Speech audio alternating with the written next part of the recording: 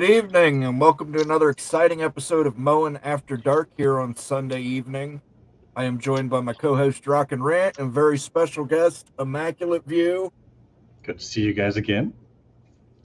Hello. A little clap in there from a live studio audience inside the soundboard. We're here to talk about some college football. I hope everybody else is here to talk about some college football, because if you're here to talk about something else, it's going to be really awkward for the next hour and 15 minutes. So let's talk about summer camp. Summer camp, you get to meet new people. You get to meet new kids. And I think we're in conference realignment summer camp right now. I think the Big Ten, I just trying to get used to the idea of Washington, Oregon, USC, and UCLA, all these cool surfer kids on the West Coast hopping in with us Midwest kids. And then we might have these Southern rednecks jumping up here from Florida State and South Carolina.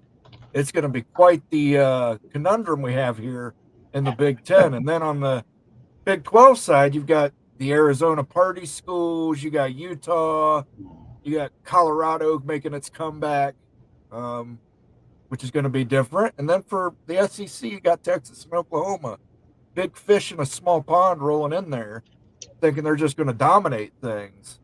What's going to happen there? So we're going to talk a little bit about that tonight. You're leaving out the horses and the trees and the bears going to the vitriol conference of the ACC. Oh, yeah. Well, I think everybody forgot about that. The excitement level.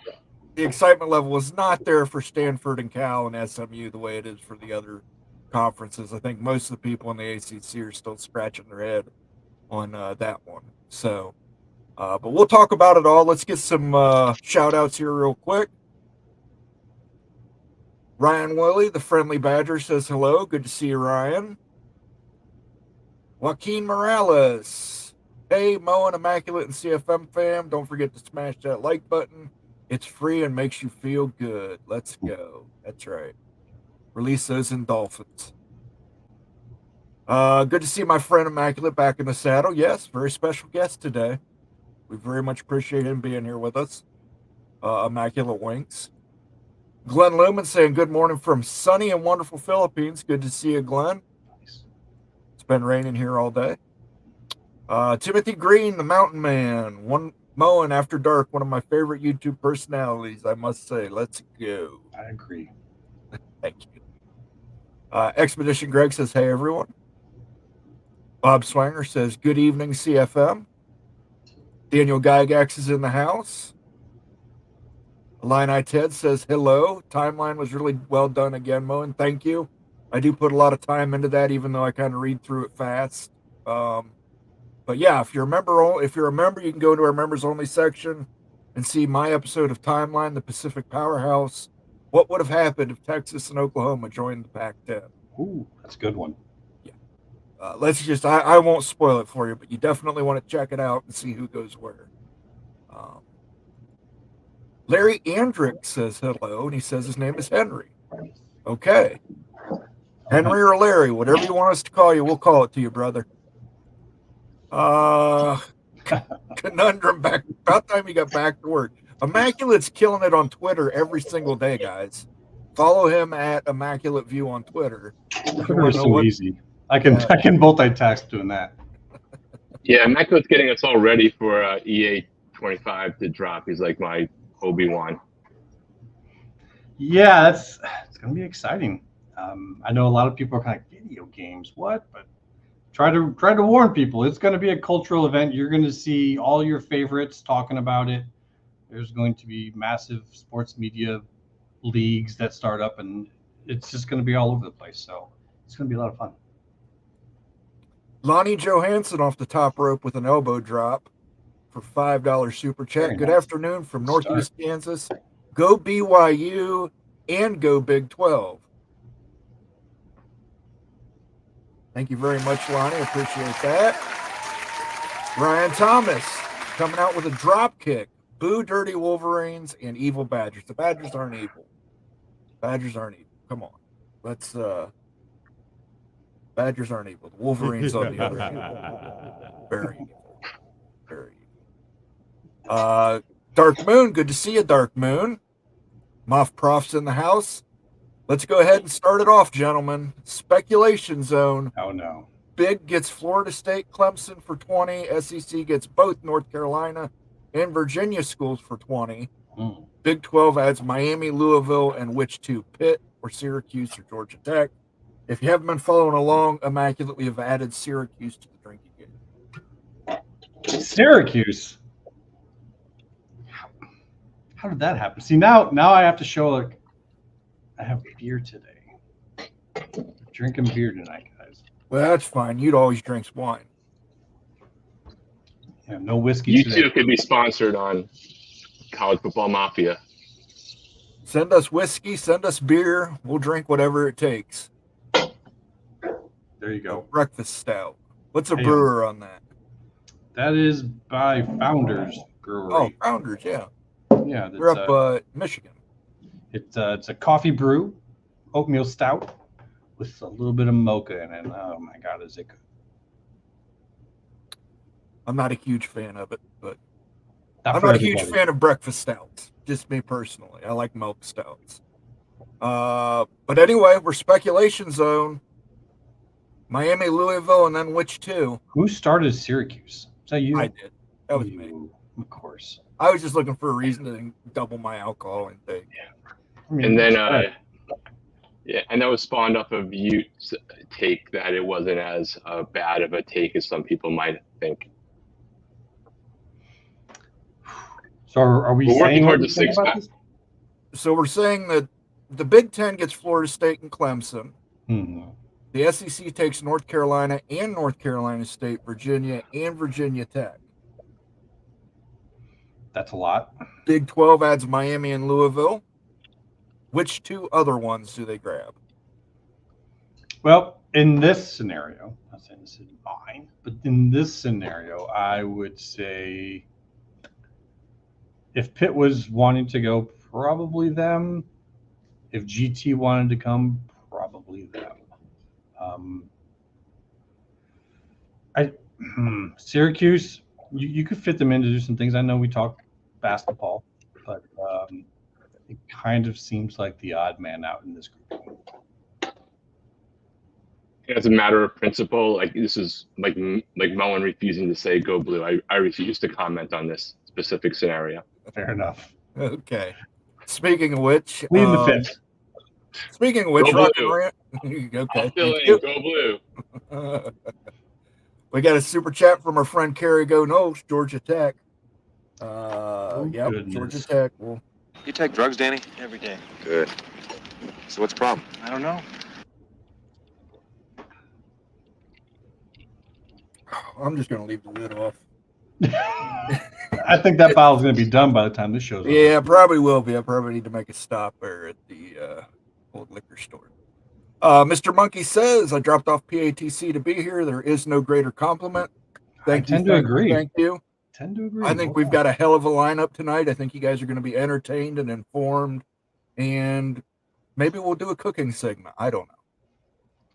Who's going to cook? Let him cook. Let him cook. I forgot. Let him cook. That should have been Kerry Let him Goodall cook now. right there. Let him cook. I said, let him cook. But thank you, Lonnie, Ryan, and Kerry for those super chats. It's much appreciated on a Sunday night. Conundrum thought it was Guinness. Close, but not quite. Founders Brewery. It's a breakfast stout. It's oatmeal stout, coffee brew with a little mocha. Good stuff. Conundrum says stout, no thank you, ale. I will tell you right now, my favorite stout is Hoof-Hearted Brewing, Mom Jean's Milk Stout.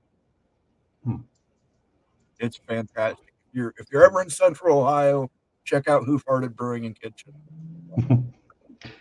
I'm not usually a stout guy. It's really only if it's a mixture of a coffee brew. Otherwise, I'm a little bit more of either an amber or just a light. I'm an IPA guy. What about you, Rock and Rant? What's your pick your point? More, my dad's a big IPA guy. Mine would be more deferring to like Belgian. Okay. Oh, Okay. he likes the slice. Yeah, he's going the old school. Going back to the old countries. Ooh, Conundrum said it in chat. The kilt lifter Scottish ale. Nailed it. It's right down here Kilt in lifter Arizona. Scottish ale. Okay. Yep. Okay. About Four Peaks Brewery here in the valley. Hey, everybody, drop your favorite beer in the chat. Let's hear them. My favorite stout is Mom Jean's Smoke Stout. My favorite beer is Three Floyd Zombie Dust, which is fantastic. If you've never had it before, absolutely run out and try and find a 4-pack of it. At risk of being very plain, one of my favorites that I've ever had as far as a light is a Sam Adams Light. I don't know if you've ever had that up there. I don't think so. Perfect consistency. It's a little heavier than your run-of-the-mill light beer, but it's just kind of full flavor. It's very good. Ryan Thomas says Syracuse basketball does have a presence in the New York City market. It does. For basketball, it does. It Absolutely. does. Not to play that down and say that there's no value there. I just think that if most of the schools that are up in that Northeast, if you were to ask them between Pitt and Syracuse who they'd want, even if Syracuse has more value on the board, I think they'd probably say Pitt, just for locality. Well, how much do you think that changes this year, though? Like, if Syracuse, who did a lot in the portal, does well, do you think that one season of football success under a new coach changes perceptions, or not really? No, I'm just saying, like, even if Syracuse was killing it and Pitt wasn't, Pitt's locality to Cincinnati, to Louisville, to West Virginia, it's just such a tight little grouping. I think that's where they'd probably all rather go. I could be wrong. Maybe they would just look at the value of Syracuse and say that's it. But just had to pick one, so I picked Pitt. Conundrum reminds us lids are for kids. Thank you. They're also for open carry states. You know, if you need to cover it to be able to walk around. We usually just get big. Oh, check this out. Sergeant Pickles just won a 306 pull tab. Cheers, boys. It's a good day. Cheers. Tell them to bring me my money. Congratulations, Pickles, and make sure you guys tune in tomorrow at 8 p.m. Eastern for Big West Mafia show, my go-to show on a Monday night. Let me jump back up here. Mr. Monkey says IPA, yes, thank you. Clay Johansson says, I know you probably said this some other time. Why is Virginia a want? I know they are the state school and been good in basketball lately. I don't know if that before or after NIL. Let's start with you, Conundrum. Cool. Immaculate. I'm sorry. I was reading the wrong. It's all right. Iowa fans, right? Yeah, you Iowa guys look alike. Honestly, I'm with Clay. Generally speaking, I don't get it. Okay. But just from people talking, like, the SEC really wants Virginia, if those people are right, it leaves me with the question, is the SEC trying to start up their own academic consortium? We see the Big Ten's got it. Even the ACC has themselves a lighter version. Every single time the SEC expands, they brag up how it's improved their academics.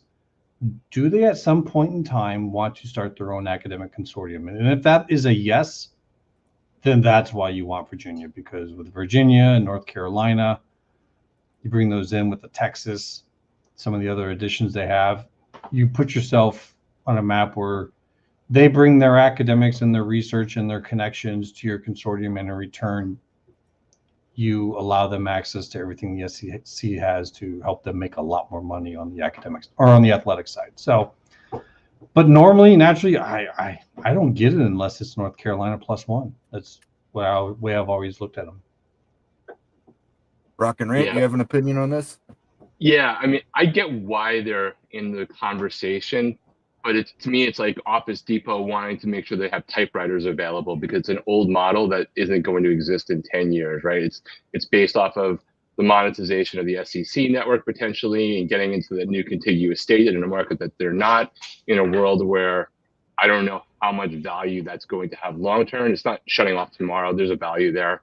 It just seems a little bit penny wise. If all the conversations that we are hearing are about valuations and media rights, right? If they're trying to do something more along the lines of what Immaculate's talking about and thinking we already have all the premier brands we want, with maybe the exception of a couple that could bring added value, a Notre Dame as a random example, right?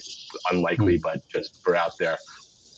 Then maybe they're just trying to fill in gaps to just strengthen the conference in a lot of other ways because they have the ability to do that and afford to do it.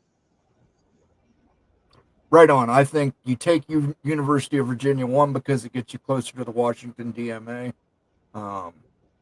Part two is it gets you into Washington because most people leave the University of Virginia and matriculate to work at the federal level in Washington. Those are, people in the Senate, House, all over the federal government. So I think you get that political entree there. You also get the old money legacy school.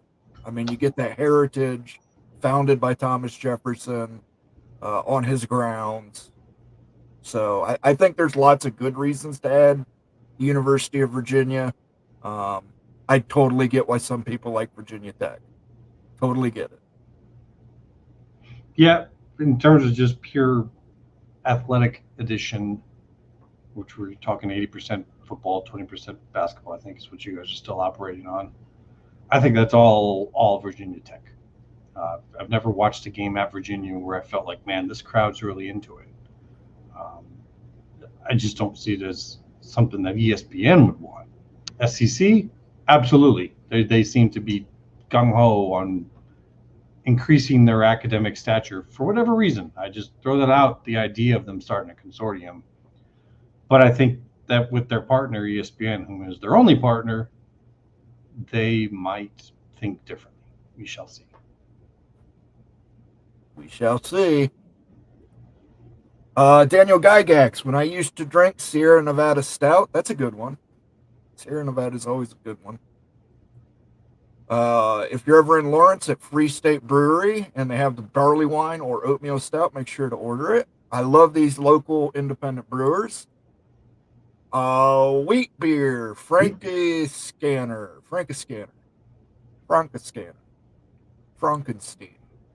WVU Earl, Dundon Brewery, Dundon, Florida, Peach Ale. Probably pretty good. Doc Gibbs, in terms of upside, North Carolina State has a partnership with the Carolina Hurricanes, which has AI. I'm not sure what you mean by that, but try and flesh that out a little more for me. I'm not sure what you mean by AI. Jan Hulk, here in Europe, Chechen beer, Kozel, or it's probably Kozel. It's probably pretty good too. Ryan Thomas here. What happens with the ACC depends on whether it settles or gambles in court. If it settles, then the ACC implosion becomes more complicated. What do you guys think? Is it a settle or is it a gamble? No, they're going to settle eventually.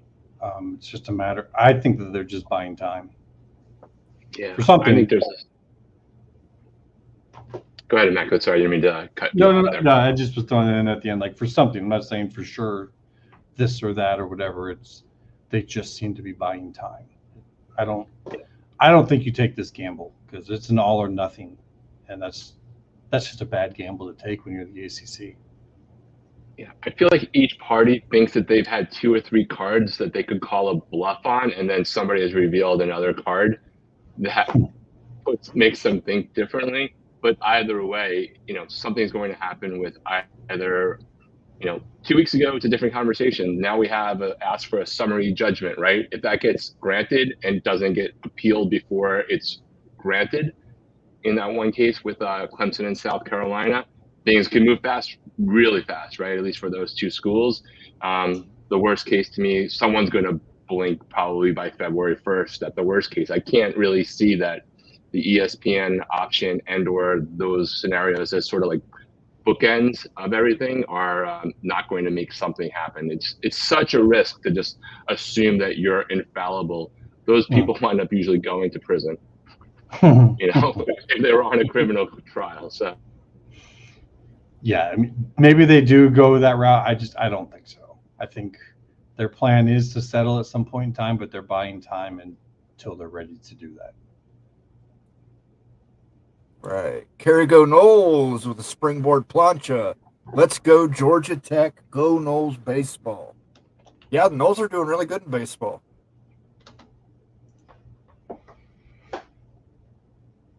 Seems like there's been a lot of upsets this year in baseball. I've just seen them on Twitter. I don't really follow, but it seems to have been quite the mess. A lot of big powers like Vanderbilt going down, and a lot of upstarts coming up. I'll be honest, I just follow it on Twitter, and I follow a bunch of Florida State people, and they keep telling me they're great in baseball. So that's the extent of my knowledge, and I would just take your guys' word for it. There is an interesting story. There's Okay. a Division III team. Their school went bankrupt and closed its doors, and it is now closed, but their baseball team is still in the tournament, and they might win it all for a school that no longer exists. Doesn't shock me. There has been an epidemic of a lot of schools offering extracurricular programs to lure athletes in and then shutting the doors. It's sad to see. It is. It's going to be a tough time in the future for a lot of these schools as the amount of students now begins to decrease. The constriction in the market's going to hurt. Marcus Williams, the Wolverine with the finely groomed beard, says UVA is a want because of the population dynamics and its proximity to DC power brokers. And then that's followed up by Dennis Hattie, who says Clay Johansson, because the channel affiliates in Virginia are so valuable and they are all still on the old dated affiliate contracts, you need to bring a Virginia school on board to get the affiliates on. I do agree that they're going to want to get there. Go ahead.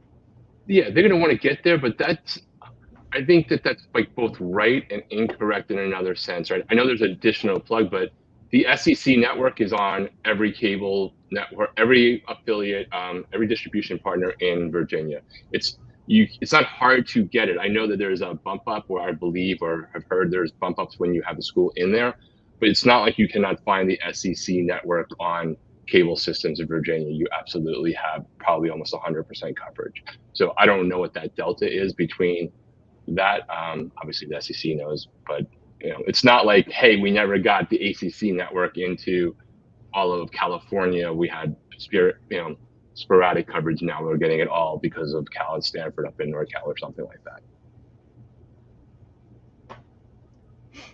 Yeah, the idea though that they need both schools from Virginia, I don't get it. They don't have the same tie like they do in North Carolina. I know you got some politicians that may raise hell, but at some point in time, you kind of hold yourself back if you hold one of them from going on. Illini Ted, make the Illabuck annual again. Does the SEC take a little hit out of the Big 12 and grab Kansas at the same time to help tear down the ACC? Jamie Thornton, our resident Bengals fan, keeps saying that is what she is hearing. What do you guys think? She's pretty adamant on it. I do talk to her quite often, and she's steadfast in that belief. And every single time I give her a nudging pushback and say, "Oh, or Virginia Tech," but but she could be right. And I do see the potential value in that. I personally think that they would give them something to pair up with Missouri. Missouri is coming up and has basically tooth and clawed their way into having to be taken seriously in the conference. And the network doesn't really have a big rivalry to place them in for a year, maybe when they're doing well. And Kansas would fit that. So I would list it as one of those strong possibilities, but it's not for sure yet. Yeah. My take there is I believe Jamie has really good information on that front. And it's more of, do you believe that Sankey and the SEC believe that the value of basketball is underrated relative right now? and that they're making a play for the next contract and the development of having that prime asset, in which case get Kansas as soon as you can and not take a chance that you don't get them. And it's probably not just a media rights contract, is what happens when, your Kansas comes to visit your basketball school if you haven't been selling out. Like there's other media, or there's other value lists potentially that could justify it. We're just super focused for obvious reasons on what you bring to the football aspect of that being 80% of perceived value of contracts. But if you're a Sankey and you think that's going to evolve in the future, then it's a completely different sort of dynamics. Kansas is the mecca of basketball, Lawrence, Kansas. So you like you're saying, when they come to you, that's great. But also starting to put SEC teams at Kansas, and with I'm sure ESPN would love to showcase that, because I think we're gonna see some new breeds come up, some new schools rise up in basketball, like Arkansas. They're going to be spending a lot of money on it, so people hold on for the next few years. The power balance in basketball may be changing a lot. I think Kansas is an ad if you're trying to expand markets. If you're the SEC, your biggest thing is getting into new states. Kansas gets you into a new state. Virginia gets you into a new state. North Carolina gets you into a new state. And I don't really know if there's any state you can get into beyond that. Jim F. says Syracuse is much worse. Who wants to send them there in the winter? Syracuse plays in a dome. And they just spent $170-some million renovating that dome. So I don't think you need to worry about winter weather there. They also play basketball in that dome. It's not a good, easy airport road trip in the bad weather, but it's, the winters in a lot of places are not as harsh as they used to be in terms of that, but we shall see. Ryan Thomas says biggest problem with KU is availability legally. Maybe. There might be a cost for sure. But like he's saying, that's a brand new market, helps you with your rivalry issues. It improves the value of your basketball across the board. It might be worth whatever that cost is.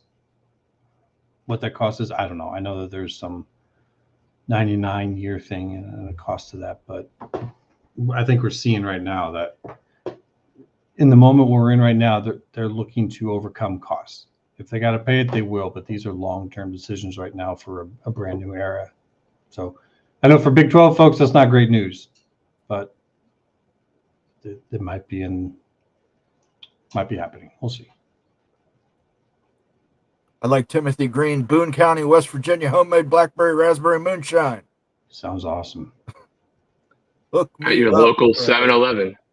Yeah. I've had some flavored moonshine. That's some good shit. I've only had the stuff that's flavored like fire.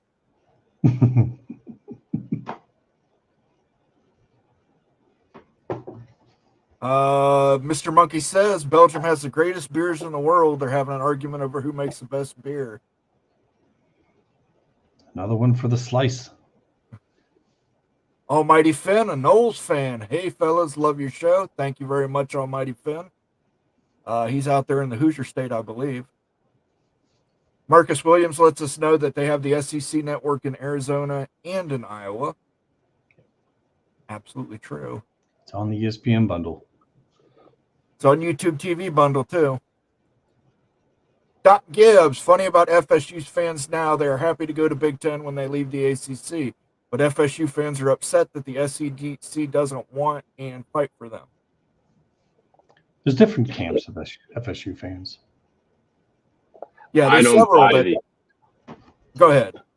So yeah, I'm sorry. I just don't buy the SEC pronouncements that they don't want them. I think that's all posturing, personally, and doesn't mean that the Big Ten isn't the main place, but I just don't. I don't buy it. You're okay having two schools in Mississippi and Alabama, but you wouldn't have two schools in Florida when your main competitor is potentially coming in there. Like somebody in theory could have two out of the three schools in Florida, but like you're okay with having Mississippi State and Mississippi. Doesn't make any sense. Florida's a really big state. We'll see. Could be, Florida maybe has that ability, but I think it's just posturing. To that, if I some- may, Yeah, go ahead. I'll go real quick. He's right. They already have 2 schools in some of these states. So I don't think that there's a FSU is a no-go. I do think that they would take him. We've talked about it as like especially a defensive move. The problem is we're talking about adding schools because they're already there. Because is it better than to move into states that you don't have? You're adding brand new fan bases, possibly like the Kansas one. A lot of Kansas people may not be big SEC fans right now. That's a big addition of people who are now maybe into your conference. The folks in Virginia, you may not have as many SEC fans there, maybe ACC and others and whatever. But if you get there, you can really turn those. But in Florida, it's probably already everyone, even if you're not a Florida fan, is still following that. So I don't know if it's as big of a gain as some others. Well, here's the question, and I don't know who the numbers at all, so I'm just making it up. But ESPN clearly has a wild Ute times 20, right, doing financial analysis. Someone there knows the difference of what happens of, hey, you're getting all these extra carriage fees, but then you get like 1 million people watching in Virginia play a game versus Florida State now playing 6 of your biggest brands in the SEC times that audience gain and the advertisers and things like that. Like it's a math equation that somebody knows that could justify. Like I don't doubt at all that they're going to try to get the states, but I also think stop protest too much in not wanting Florida State. That's my take about it. There's a lot of value there. It's a top tier program brand. I just wonder on their valuations, especially if they're trying to do some academic thing and they're trying to go for schools. That's even for like the Big Ten. FSU is a builder. You got to build them up. So I don't know. It could go either way. We're going to find out eventually. And I do think they might look at that and say, well, if they're taking Florida State and Clemson in SEC terms, that becomes a bigger threat. It's not you, it's me. Dennis Hattie says, right now, anyone who gets the SEC network he's talking about in Virginia pays the much lower carriage fee of 75 cents a month. Adding a Virginia school makes them pay the higher carriage fee of $2.75 a month. So that goes to what you were just speaking about, Rock and Rant.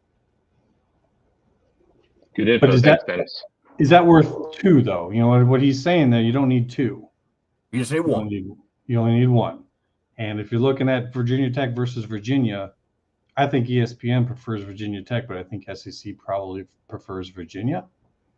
Who wins out in that battle? On my defense is Doc Gibbs, FSU fan base wants Big Ten.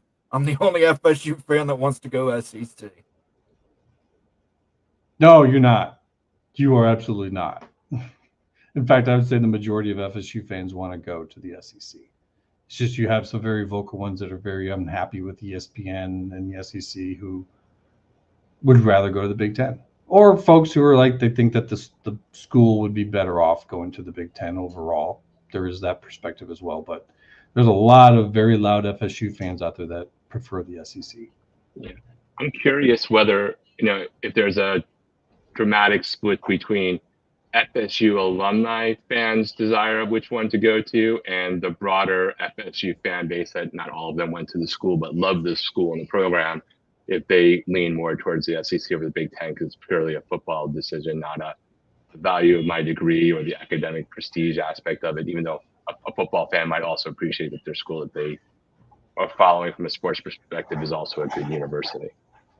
I think it's where you live. Like, for example, Mr. Doug Rowan, coming out of Atlanta, pretty heavy leaning that he wants to see the FSU go to the SEC. Now, you talk about would it be worth more if he went to the Big Ten, his degree? Maybe. But I think that he thinks that if FSU goes to the Big Ten, he's not going to be able to see him much. Whereas if they're in the SEC, he can get to their games much more easily. So I also think maybe it's how active an alumni or fan is with actually going to games. If you're actively involved in going to the games, you're probably leaning pretty heavy SEC. If you're more watching TV and maybe you don't live down in the Southeast, because Florida State fans do migrate out, then maybe you're more Big Ten because that's the wider ranging brand now. We'll see. And if you do join the Big Ten, we call this pop. It's pop, not Coke. You can't call it a Mountain Dew Coke or a Pepsi Coke. It's pop. Everything's a Coke, right? Or unless you go to Michigan, then it's a soda. But Just a little bit of disdain in there. just a little bit of disdain. Mr. Monkey says Kansas, Kentucky, UNC would be quite a trio. Yeah, that would definitely boost their basketball value. Don't leave Virginia out of that, too. UVA is a good basketball school. Yep. They're just like Iowa. People don't like watching them. Yeah.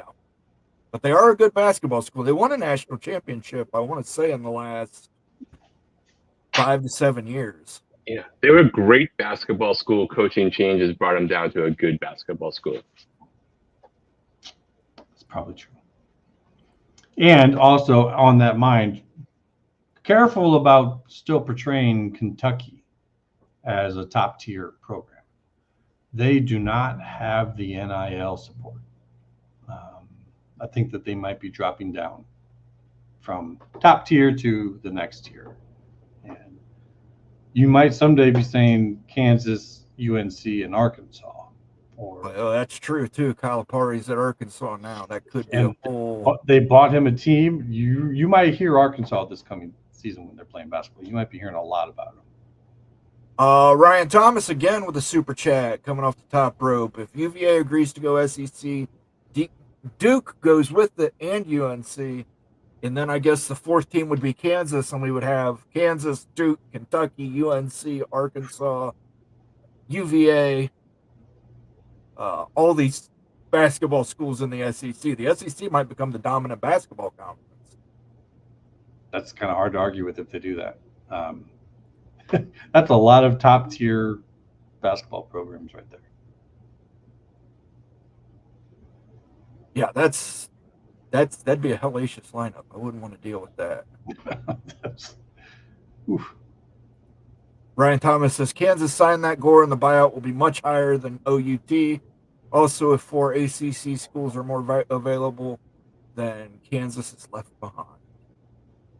Might be. I guess it depends upon whether, to what degree does all the conferences trying to do an amicus brief type of thing on the grant of rights and media conversations in Florida impact scores generally, right? If anything comes out of the ACC, does that wind up being very localized? Does it somehow escalate that puts them into question generally, even if they're not written the same way? That might be the one thing that could change that.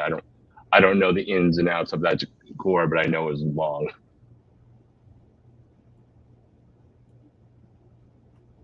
Marcus Williams, Moen and Immaculate. As Big Ten fans that we are, how do you guys feel about Florida State Clemson coming to our conference? I'll let you start, Immaculate, and then I'll give my thoughts. I answered them a little bit in chat. First, I'll say that part. I think that, and we actually talked about this, I think that if this happens, which it is possible, that it's actually part of a larger move. I don't see them adding Florida State and Clemson to 20 and then saying, yeah, we're good now. I could be wrong on that. It just does not seem like your usual Big Ten standard of, adding to the athletic side, but also adding to the university business side. So if this happens, I would definitely expect for more to happen after that. And if that's the case, then that's cool, because that's like we're talking Clemson, Ohio State, and Florida State and Penn State, and the kind of rivalries that'll tie some of the big northern programs into the South. It is a good business move. I don't think that that's the final last thing that would show that this is done to break the ACC open so other moves can possibly happen. If those two leave, that's 6 years of operational costs on their paying to the ACC on exit fees. You might have a hard time saying in court that we can keep charging more operational fees beyond 6 years. Other schools might get out for free. So that might be a strategy that they're thinking on that.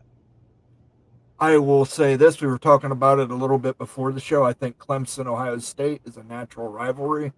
All the history we have in the CFP in recent years, But going all the way back to Woody Hayes punching the kid at Clemson, I think we can have a Golden Glove trophy, or something along those lines. But I would be all for Clemson. I think it'd be a great rivalry. I'd love to go to Death Valley and play in that atmosphere. I'd love to visit Death Valley. I understand the Clemson community is a lovely little community down there.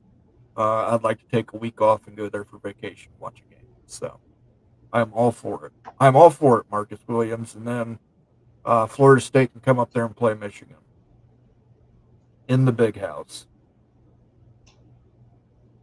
Yeah, screw that. We're giving Florida State to Penn State. Oh, wait, that's right. No rivals. So maybe not. They have to accept Rutgers and Maryland as rivals as a condition of it. There we go. Commissioner rules. Friends call me Sean. SEC wanted FSU the last time they added South Carolina, and again when they added Missouri. SEC claims not to want FSU now because FSU wants the big. That's my story, and I'm sticking to it. Okay. Fun fact that the when SEC did take South Carolina, there's also stories that they also approached Miami at that point. That was before the whole Big East thing happened. Whether that's fan fiction or truth or a little bit between, as much as people have said SEC doesn't want certain teams, there have been times in the past that it's been strongly rumored that they did. Almighty Finn says, FSU fan in Indiana. When I was growing up, my dad called the Big Ten the Big Two and the Little Eight. I don't know when you grew up, because in the 80s, Iowa was always right there in the title hunt. Now the 70s were definitely Bo and Woody. But in the 80s you had Hayden Fry. So as a person in India, I'm a little shocked. I mean, if Florida State was coming into the Big Ten and traveling up there for away games, is that something that Almighty would go and watch, or is he more of a watch on TV person? If that's the case, then I would get then why you'd personally want the SEC because of the local matchups. But man, if FSU has a chance to come up there and you can see them live, that would be pretty sweet though, right? Oh yeah, I mean you're in Bloomington, maybe not watch them in Bloomington, but drive to the new Northwestern Stadium and watch them up there, or watch them in Michigan.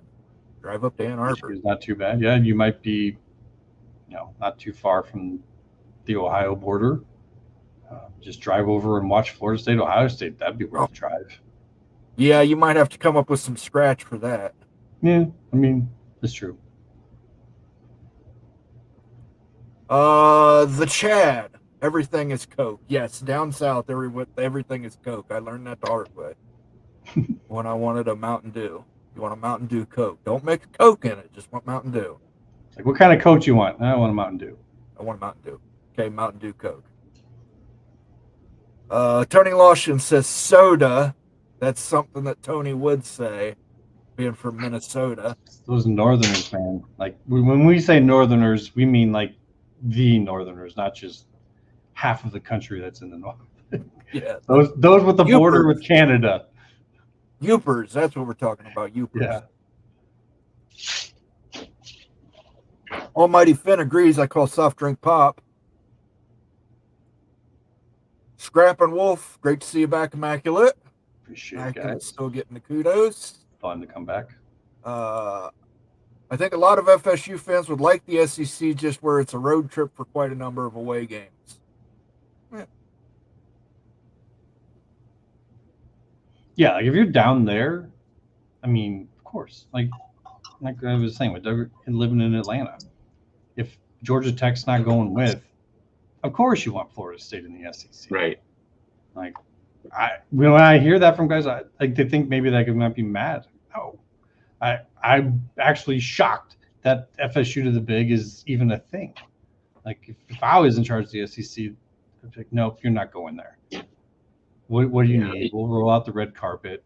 We do not want the big flag in Tallahassee. Like, just go look at a map at Tallahassee and come back and tell me that you think that the SEC wants the Big Ten there. Like, I mean, that's right in their backyard.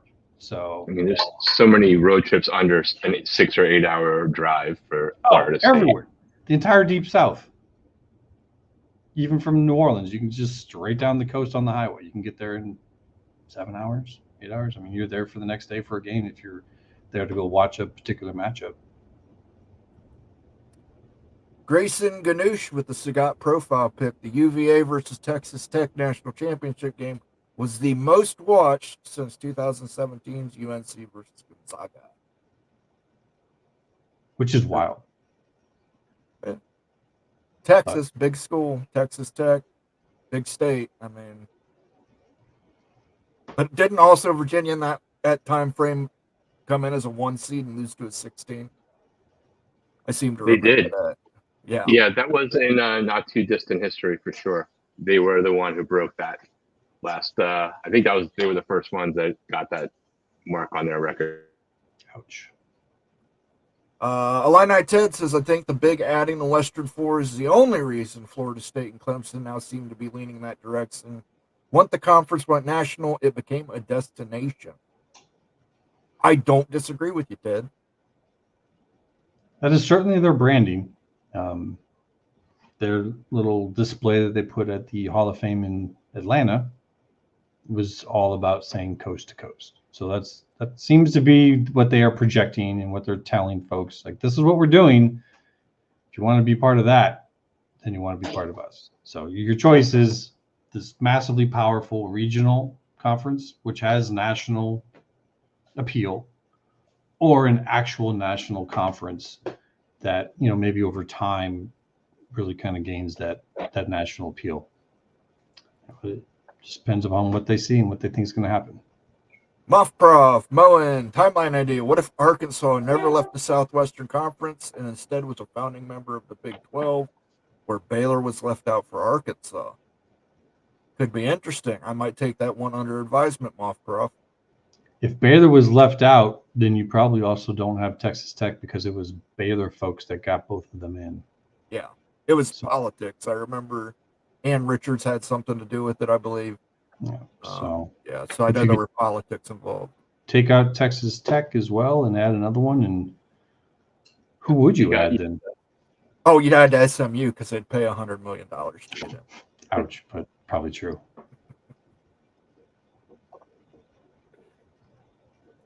Tony Lawson says Notre Dame will be 21. Assuming Florida State and Clemson 19 and 20, Notre Dame will be 21. I'm not sure that I see that happening unless you're talking 21, because they do 2 and they wait for 4 or 5 or whatever years for number 21. Still don't think Notre Dame's making the move anytime soon. Jim F says the Texas governor, yes, Ann Richards was a Baylor grad at the time, and Speaker was a Tech grad, so neither would be left out. I knew it had to do with politics, but I still will take it under advisement. We'll look and see what happens. Yeah, I mean, I guess that's the second biggest one. Like, you know, we're talking about Virginia Tech, but that is at least one other example where state government did get involved in making sure Virginia Tech had a landing place with the ACC. So as much as we're hearing the talk about North Carolina politics and maybe things are quieter on the Virginia front for a multitude of reasons, that, you know, it wasn't all that long ago in the relative history of college football where the Virginia state government at the time made a play to make sure that Virginia Tech was not homeless, and that is still in their DNA to some degree. That happened in Texas is, my opinion, why the whole Texas situation to the SEC happened the way it did. That all came together very quickly, publicly, in a time which, if you don't know, the Texas state legislature only meets every other year.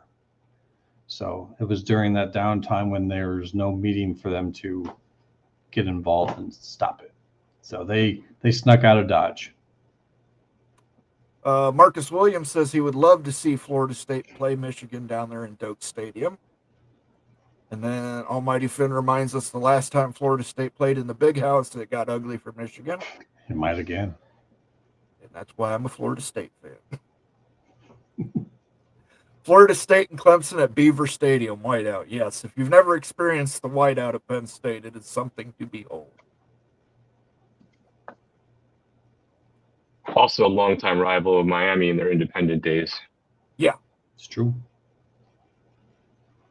I read an article of what this settlement could do for schools and conferences like the American, and it isn't pretty. How soon do you think teams might start cutting programs because of it? Talking about House versus NCAA. What do you think, Immaculate? I know that's your forte. Like I've said it before, I think we're going to see a pretty heavy dose of consolidation at the G5 level. I don't think we're there yet, but I do believe it will happen. I think that the ACC will probably be the best benefactor of that because they have the best deal with ESPN. I think they're paying out somewhere around $10 million. And so, once we get into, if we get conference tournaments and things of that nature, once we get the new governance, which is coming soon, maybe this week, then we might see all of a sudden the impotence for those moves to happen. Could some of those schools have to cut schools in the future? Can't really answer that, with too much clarity, but I would say, yeah, it's a possibility. These folks are going to have these new costs and expenditures, and if they can't find ways to raise funds to cover it, there's only two ways to do it. You find the funds to pay for it, or you cut costs. It's pretty simple. Yeah, I'm sure that they all have somebody crunching numbers right now in two scenarios, right? Like as extremes, and probably land somewhere else in the middle of if revenue sharing in the future, if they choose to participate at whatever they are going to participate. Is it going to be Title IX based? Is it going to be what sports are driving revenue, which are things that nobody knows the answer to yet, which depending upon what happens from the government or self-governance is a wild card, but I'm sure people are trying to figure out the two various scenarios, maybe comes to some other blended rate in addition to what they owe for their past misdeeds on the NIL front. And it'll be ugly, but I just don't know how ugly we'll know about until they have clarity on the Title IX aspects of it for some of these schools. Yeah. There's some of the talk real quick on that was that I saw they're talking about making another subdivision on the top side, and that should scare those folks, because that basically means we're talking about something above FBS, and or FBS would be that, and then those who don't join that new subdivision get left behind. And that's where all the talk about a G5 tournament might have also been coming from. And to me, that's a threat. That's a threat of work with us or we'll separate. And that's going to make a big difference for those schools. I am not a fan of thinking that they can make a lot of money off of that tournament. I mean, does the FCS make a lot of money on its tournament? Does it even get on TV? I don't know. So I think we're going to find out a lot this week, and kind of been talking with the guy Ryan Thomas a lot. He certainly has a lot to say on that and what's coming. Be a fun talk too if you're ever interested in that. Follow Ryan Thomas on Twitter as well. Yeah. He says those are four schools with 150 years of ties and rivalry. Carriage fees become less important as streaming takes over. Talking about Virginia Tech, North Carolina State, North Carolina. Or Duke. He might add Duke in there.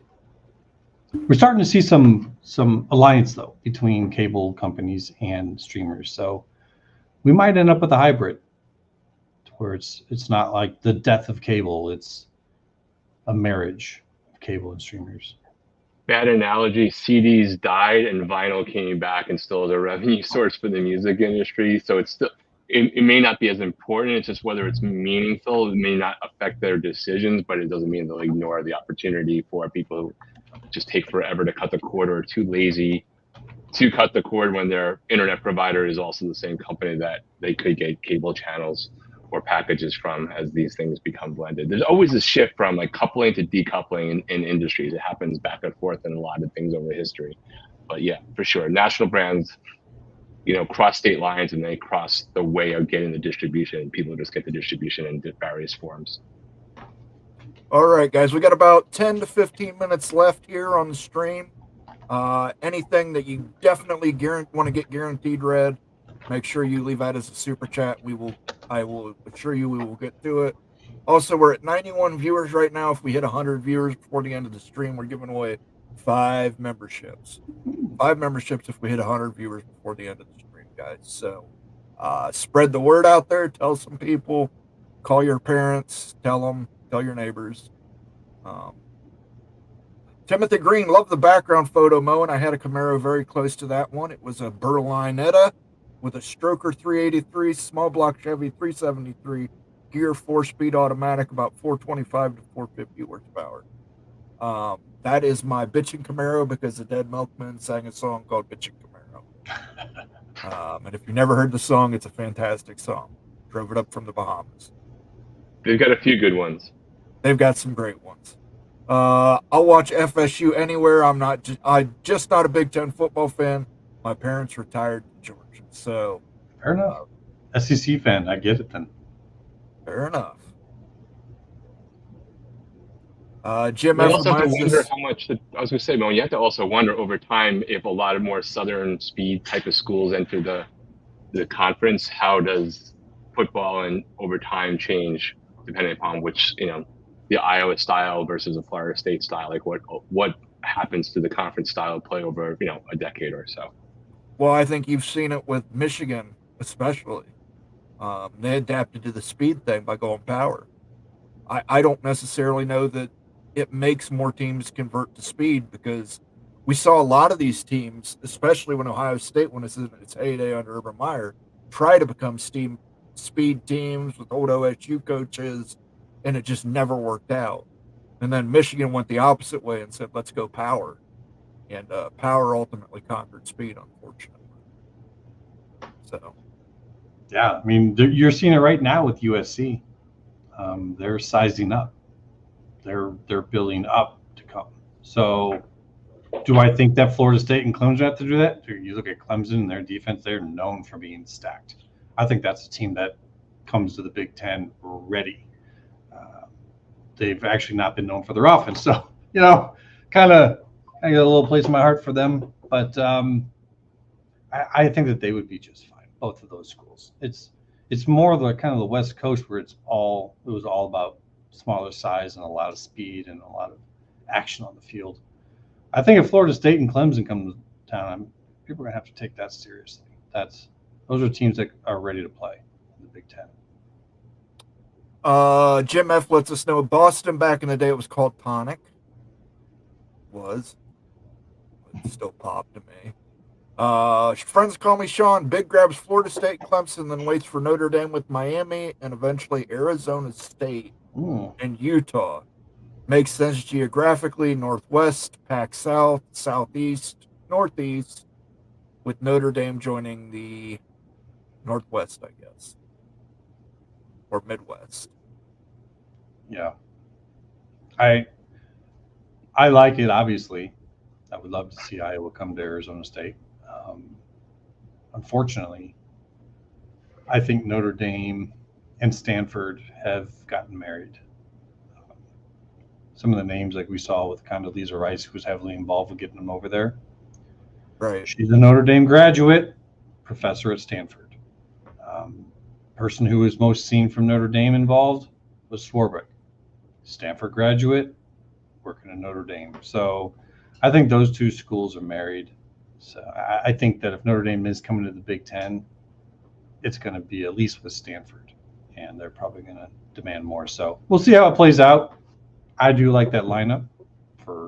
I think that would be a knockout lineup, but it might be some of those schools are all possibilities, but I think they're on different paths, like either this or this. So I don't know if you could have that full combination.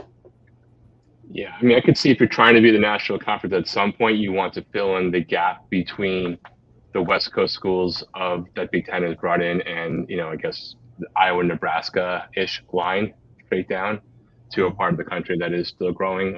Whether that means you get a Utah or an Arizona State, I think there's justifiable reasons for both at some point, especially Utah and, what they're doing with their football program and how Salt Lake City seems to be becoming the next Las Vegas in a completely different way. But when the professional sports are moving there and adding to the Jazz and what have you, it's possibly a sign of what's going and how people see where that market's going to be in 10 years too. Salt Lake City is a future city. There's a ton of money coming in there, tech money, companies. A lot of people are moving there because it doesn't have a lot of problems that are going on elsewhere. And I think for people who are really looking to the future about where to invest, who to bring in, I think Utah is a stronger candidate than most would realize because of that, because of Salt Lake City and where it's projected to go in 10 to 20 years. All right, Illini Ted lets us know that Illinois is messed up. There's a contingent in Central Illinois that calls it soda. Southern Illinois, it is Coke, and Northern Illinois, it is pop. The crossroads of America. Thank you so much for that comment, Illini Ted. Tony Lawson, it's not up to the SEC when it comes to expansion. It's up to Disney. Disney will do what's best for Disney. I think that's over. I think it's overrated in the sense of that it's some sort of dictatorship that's going down from a media rights partnership. They're clearly a massive partner and have a big voice in that conversation. But it just partners change over time, right? Like right now, the SEC and ESPN are married and will have a lot to say. But you know, there was a time that you could probably never imagine the SEC not being on CBS on Saturday afternoons.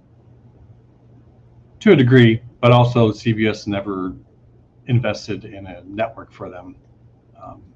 Oh yeah, for sure. I agree with you though that SEC is not telling them everything. Like you got to pick your battles. Like where are we going to make a stand, and then what are we going to give in? And so I think that some of these schools, these lineups, I do think that the SEC and ESPN might be on different sides of it for very good reasons. So we'll see how that plays out. But I don't think it's just going to be ESPN dictating. It's going to be a give and take. Doc Gibbs, why was North Carolina State, North Carolina tire backpack attacked so much, but no one has a word about the Virginia Tech UVA tag along? It's Cavalier souvenir is the proper term.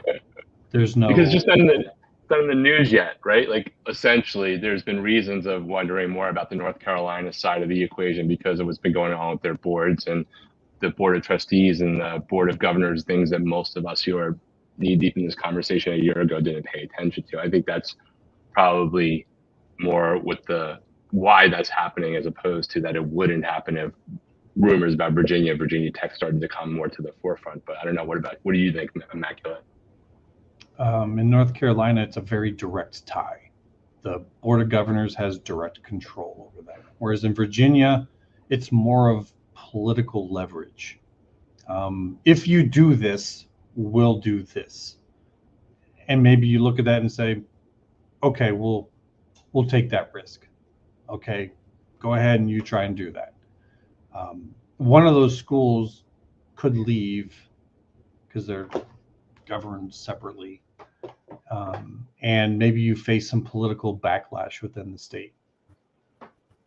But technically, you could still do it. Whereas in North Carolina, they can't even file their own lawsuit against the ACC anymore, let alone try to leave. So it is two very different situations where all I've seen talk in Virginia about this is from a state attorney general, which, okay, that's the guy that could bring suit against you, but for what?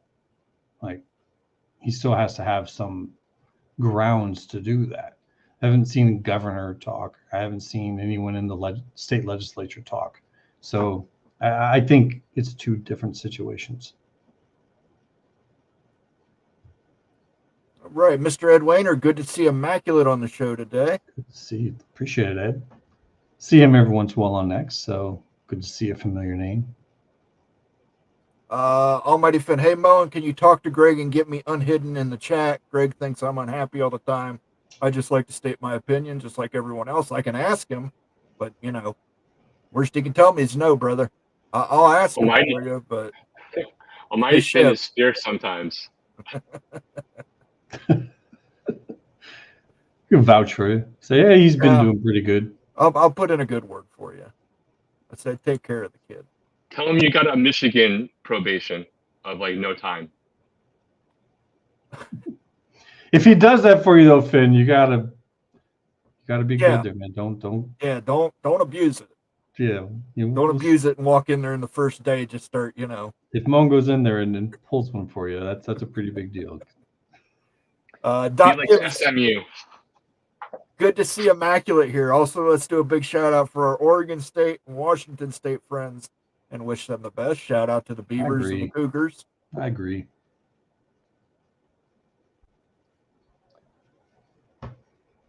I think they're going to look really smart there in the end of November after the exposure they get on the CW, despite everybody thinking the CW is a joke, because it is broadcast coverage in a way that they probably wouldn't have gotten if they were still in the Pac-12 with everybody else in a lot more potential eyeballs. In a world where you don't have to turn the channel, you're just looking at a menu. All you're doing is following your teams and finding them or seeing what college football is. So they might get a brand. They probably have a brand boost just from the drama around the Pac-12 and being the last two. And then if they come with good seasons, or at least one of them does, and gets that exposure, they could be in a better spot for whatever's coming next, whether that's to cobble together from a position of strength, whatever the future Pac-12 or 10 or 8 is going to be, or revisiting past denials that maybe people become more warmed up to them because they deliver some ratings. It's going to be interesting to see how much better CW is now that it has the Pac-12 network producing. That, to me, is probably as much what I'm looking forward to seeing. If that happens, you might see them buying that the Pac-12 studios or whatever to produce for them, because we're constantly right now looking to see who's going to break into this. You know, is it going to be Turner Sports, CW, whoever? If this works out really well, watch for that to become kind of a thing in the future. We'll see. But yeah, it's going to be interesting. Quick question for you guys. What game are you looking forward to the most this season?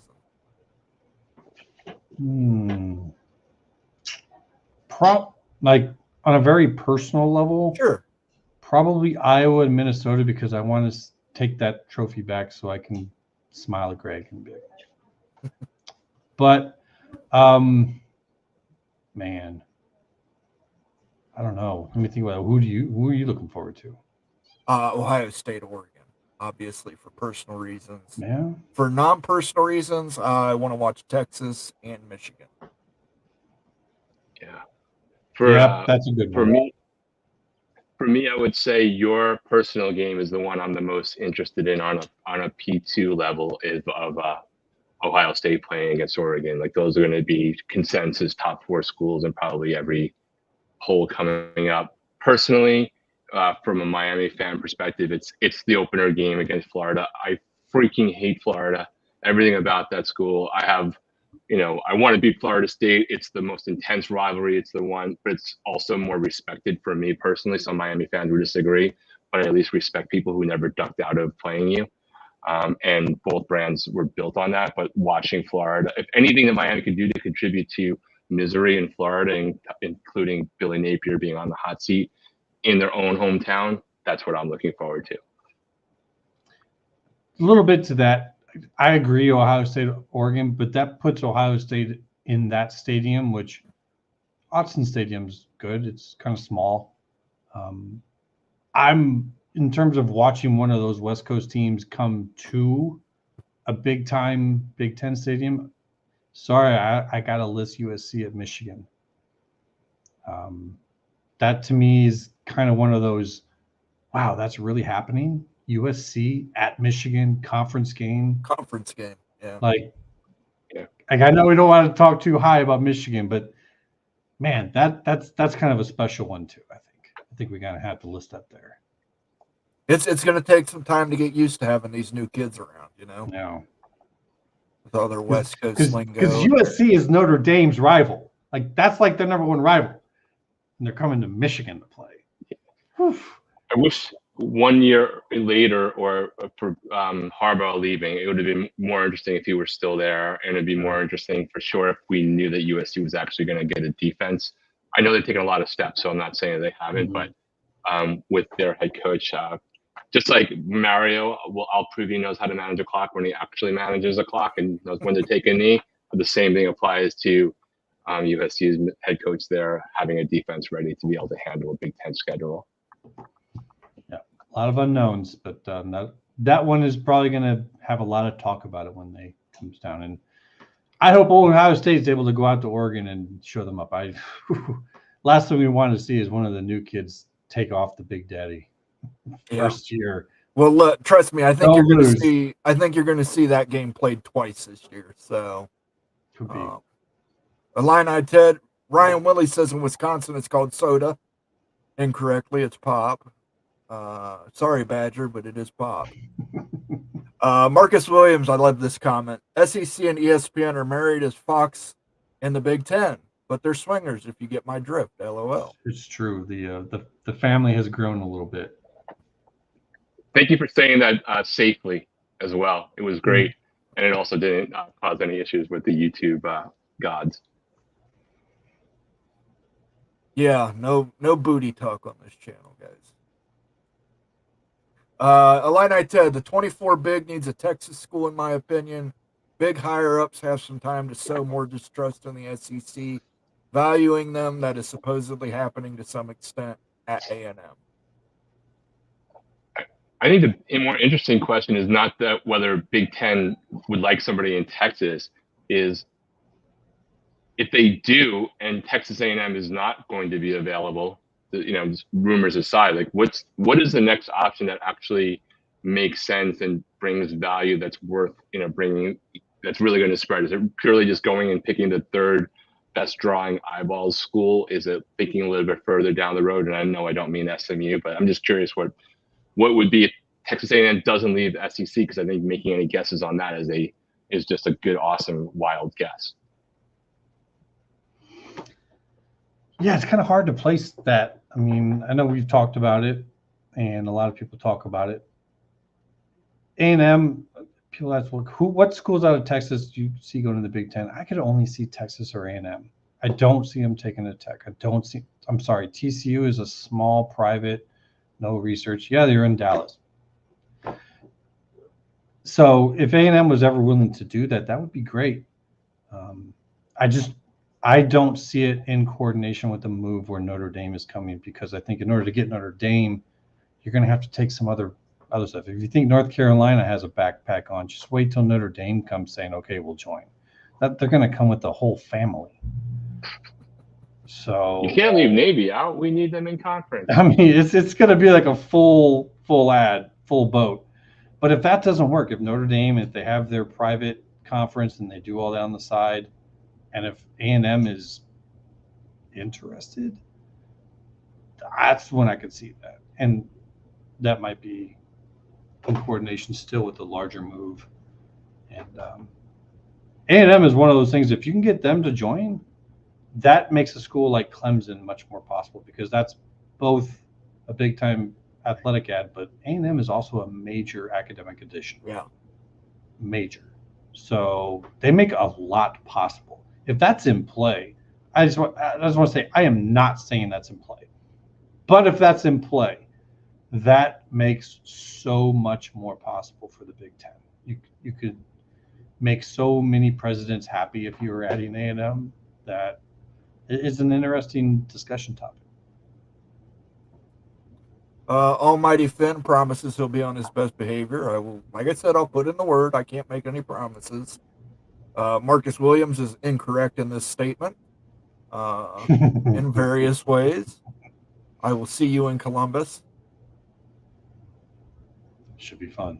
Should be a fun game. Kat Dean says there are ladies present. There you go. Thanks for being one of our lady listeners, our Kat Dean. Much appreciated. She says Dr. Pepper. It's still a pop. Dr. Pepper's a pop. I think that's what they call it in Texas. Everything's a Dr. Pepper. Dr. Pepper. A Dr. Yeah, if there's anyone in Texas to answer this question, I used to have to travel to Texas a lot for work, and Dr. Pepper is everywhere. So I never picked up with the vernacular for generic saying soda, pop, whatever it is in the state. I'm curious if somebody is on to weigh in. And it's not Coke in Miami or LA for obvious reasons. Right. Yeah. Nice one. I'll have a Coke. What? Yeah, we'll end it with this one here because we love taking shots at people. Here's to Rock and Rant for his UF comments. Salute. Well, thank everybody for coming out tonight. Let's start out with closing comments. What do you got, Rock and Rant? Just, wondering what what unexpected developments are coming this week? I think the last week or two, there was a bunch of things that people foresaw happening. And for some reason, it just has that week of anticipation that something unknown is going to happen. And I don't know why I had that spidey sense, but I just have this breaking news Greg Flugar voice in my head. And you guys are, on your Tuesday or Thursday or Wednesday or Friday shows having to scramble because something happened that nobody expected this week after everybody expected news the last 2 weeks. Don't know what that is, just a gut feeling. I know that voice, though. I know the voice you're talking about. You're talking about this one right here, right? Oh! See, What we about have you? this going because I was hoping they would break out the soundboards and it hadn't happened yet today. What do you got going on, Immaculate? What do you think about the next week coming up?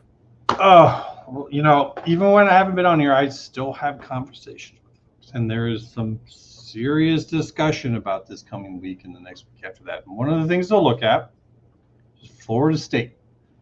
They have, let's just say, ACC payments are set to go out here, not this week, but next week. And there's some talk that they didn't pay Maryland back in the day. And so there is some expectation that maybe the ACC does not give them their payout. And they're looking to maybe use that as an excuse to get out. Don't know if that's going to happen, but watch for that in the next week, the coming week. They have they have a board meeting set up on the 20th. They have the court date on the 18th. Dates are starting to align. Maybe the dots aren't connected. Maybe they are. We'll find out, but we're watching that situation. In the very immediate future for this week, shall we say, the congressional situation in regards to the settlement has become a little bit more dicey. I think everyone probably can understand why. I'll go into those details, but I was pretty heavy on that there would be a congressional solution. And it's still possible. Friend of the show, Ryan, we talked. This is a very big deal. If they do not have like a congressional solution, this thing could spiral out of control very quickly because Fontenot is still going on. The other case is still going on, and that could mess this all up. So come to my dark side, Immaculate. It's okay here on the government won't do jack before an election or anything. I know. I have a warm blanket for you if you need one. And everyone says that, and I'm like, I get it. I mean, I'm the crazy one over here thinking that they would actually do something, and now it's even harder to do something. And yet, this is such a big deal for long term, including problems that could be even bigger that Congress will have to solve later if they don't do this now. I don't know.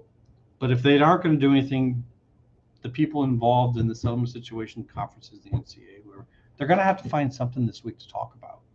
They're going to have to find some smoke and mirror. And I think we talked about, and maybe we're all in agreement, watch for governance details to come out this week. I'm not saying that it is the case, but that would be one way that they could kind of be like, sleight of hand, like look over here, don't mind what's going on over here. Is you start talking about the governance plan. So we'll see. That's kind of what I'm looking forward to.